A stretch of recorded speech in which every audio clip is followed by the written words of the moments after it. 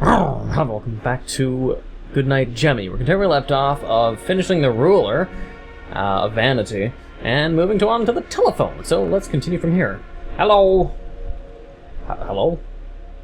Keyboard keys? Keyboard keys. I-E-M.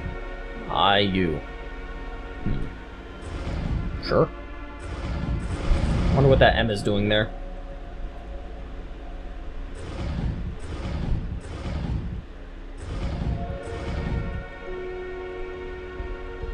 Miss? This could spell ISIS! Oh shit! I don't think I should try to spell ISIS, but it looks like I could. I could spell Miss or ISIS.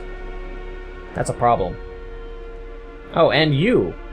Bye-bye? Wait a second.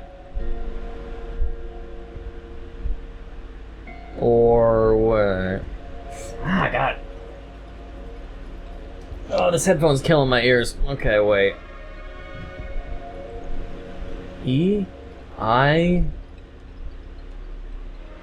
I-E-M, wait. Oh, I get the message. It says, I miss you, bye-bye. Basically. Or ISIS. But yeah, I miss you, bye-bye. Some kind of long-range relationship or something? A chicken! Or is this a rooster this time? You sure have seen a lot of chickens lately. Not that you're complaining.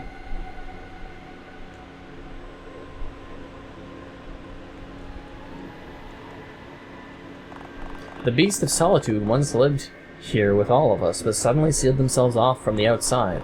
Now this area is in a constant state of draining, as if there's an aura of defeat and crumbling happiness. Needless to say, the beast of solitude has indeed made our lands become a land of decay. But what was this? As if there is an aura of defeat. Oh, and crumbling happiness. Okay. I get it. No. Crumbling happiness. So the happiness is crumbling away. I thought by how I said it before, it sounded like the happiness is happening. I was like, wait, what? Shit. Dead end.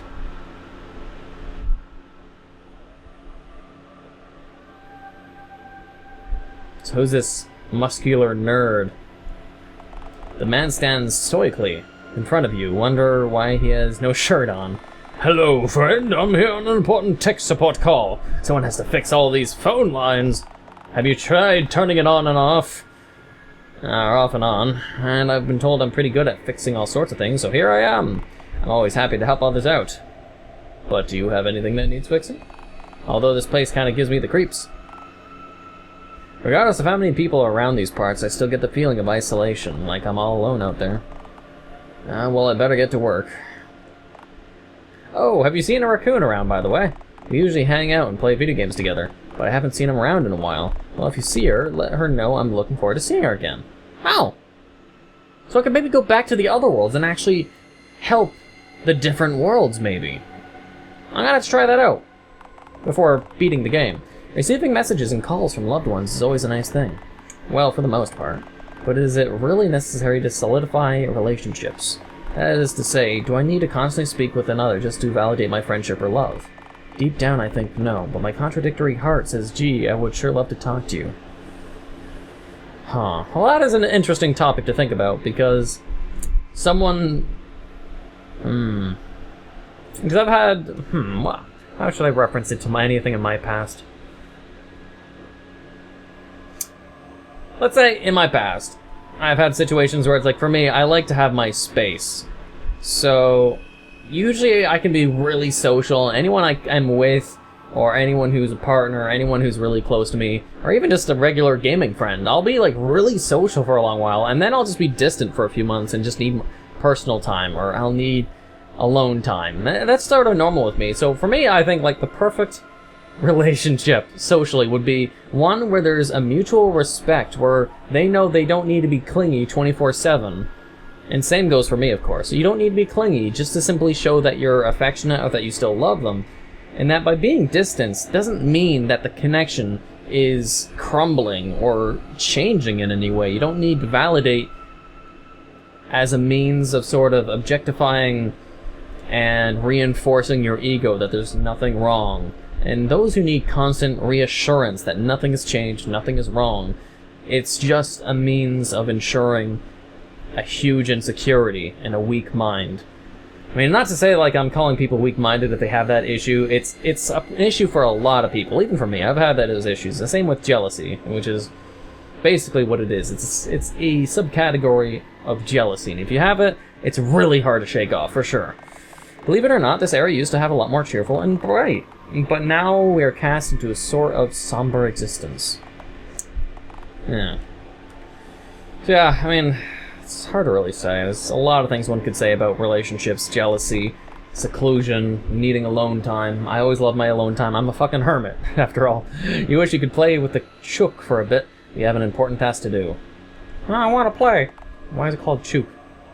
You wish you could play with the chook. What are you? Sometimes I wish I could talk more with my friends and loved ones, but often I get the sense that I might be too much to handle. Maybe I'm just a problem to those around me. I know deep down it's not true, but something just keeps itching at the back of my head, telling me otherwise. Yeah, that is a truth. So who are these three friends? She's been gone for so long. We are worried, but we don't doubt her, but it's still worrying to not hear from someone for so long. Was your friend the raccoon? No clue where she could be. Haven't seen her in a while. We're not sure where our friend has gone. Ever since that demon came into rule, it has a lot harder to meet like this. It's as though the other creatures have lost the will to come out into the open on account of the aura. The feeling of this place seeps into your being. It makes you feel scared and alone. I'm able to come here today because my friends are here. They give me some strength. With the power of friendship! Like in Yu-Gi-Oh! Episodes. Unfortunately, we still aren't able to find our friend. You haven't said who the fuck your friend is. I'm assuming it's a raccoon. Unless this is the friend. Which is like sort of... She's so distant and timid that she isn't strong enough. I am the one they are looking for. I guess it sort of just disappeared. I became busy. I wasn't around enough. I got scared. What would my friends think of me? Nothing. Don't worry about it. Just come back and say, sorry, I've been busy. Now I'm locked in my own world alone. Like I said about communication, you have to initiate it. You have to start the bridge. Whether it be a question or just simply re-establishing a bridge. So, it's not the raccoon, but I understand this situation.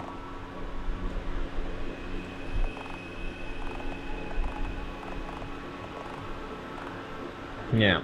Alright, so I got everything. I'm going to leave the world if I can. Can I?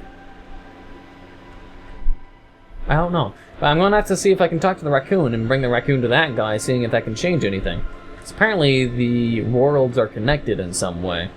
But outside of that, I think I talked to them, and I will enter the cave of loneliness or something. A blanket.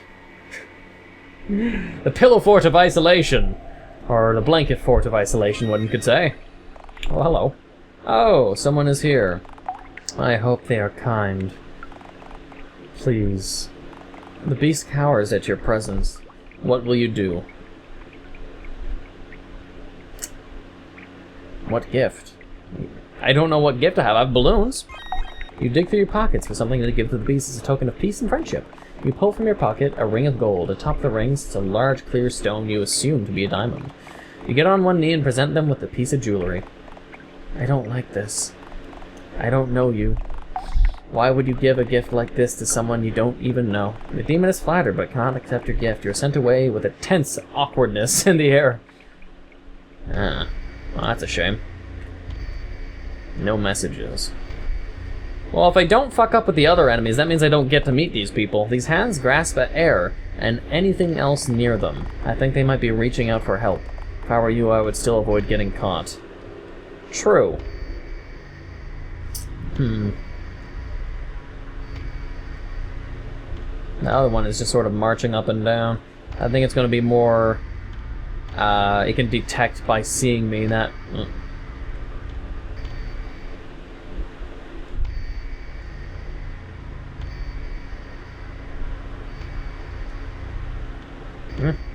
I have no idea. Let's just keep moving. They're moving awfully slow.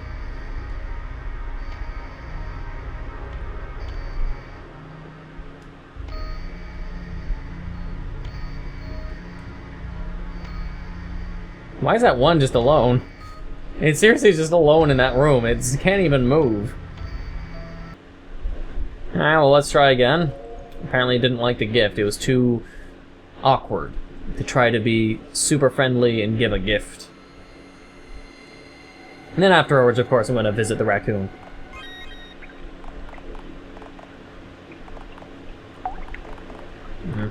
Oh, shit! Ah! I hit that button!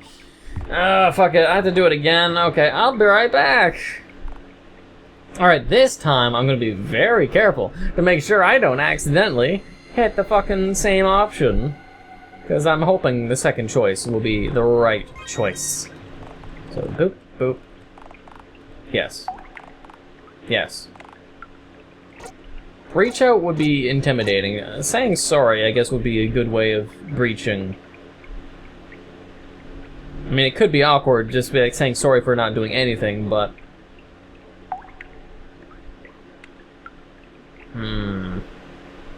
Actually, reach out would probably be the better choice. In this situation, it's about solitude, and people that are too nervous to make that first step. You have to help them take the first step. Sort of like, if their hand is like this, you know, just like sort of limp and just out there, you have to be the one to just like, well, yank, and just pull them over. So, let's reach out. Notice the hands of the demon reaching outward. The fingers appear thin and weak, as if they could break under the slightest amount of pressure. Seeing the frail digits and joints of the beast causes a stir in your chest. With the knowledge of possibly being hurt, you reach out to grasp one of the beast's hands. Ah! You gently extend your hand palm sidewards. Palm side upwards. So palm side upwards towards the beast. You leave your arms stretched out in front of them and await patiently. Eventually, the demon slowly eases their arms away from their torso. There we go. One of their hands slowly reaches to meet yours. Hesitantly, a single finger prods the middle of your palm before quickly retracting. Your palm is now covered with a slimy, black substance. It slowly begins to bubble and burn. The surface of your skin, you continue to hold your hand out for the beast to grasp. The demon reaches out again and fully grasps your hand. The burning becomes more intense. No one has ever held my hand or tried to comfort me. I've been too afraid to let them. It hurts, no? This is why everyone is reluctant to be around me. I bring about pain. Your flesh continues to burn, but your fixation remains on the creature in front of you.